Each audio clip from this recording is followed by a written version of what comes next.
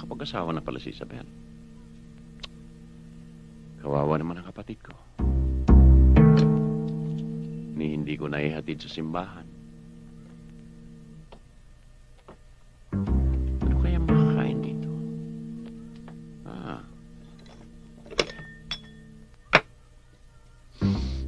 Tama-tama.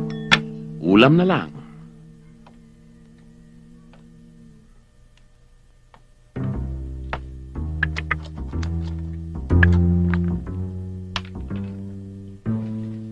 Okay.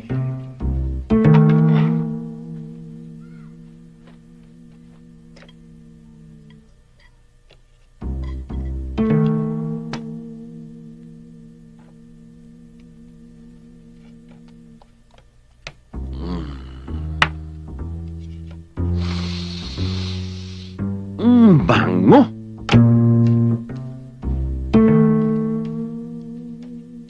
Wag. Wag. Wag. Wag. Wag. Wag. Huwag mong subukan. Masisira ang buhay mo.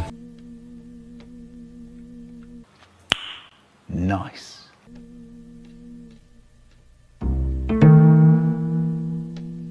A few inches later.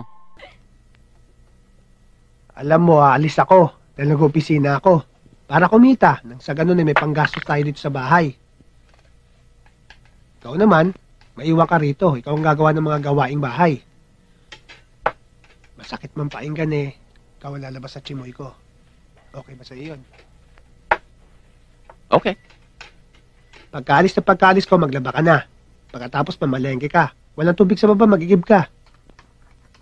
At sa gabi, para makapag-relax ka, mamalansya ka na rin. Muning! Muning! Uy! Muning! Kain na! Hindi ka na! Kanina pa kita hinahanap. Saan ka ba nang galing? Kung saan ka nagpupunta, hindi ka pa nagbe-breakfast. Sige na, kain na. Pagkain ba ng pusa ito? Oo. Bakit? Masarap. Paano mo naman nasabi yun? O ayan, sarap na sarap. Oo. Giniling na kasi ang laman nito eh.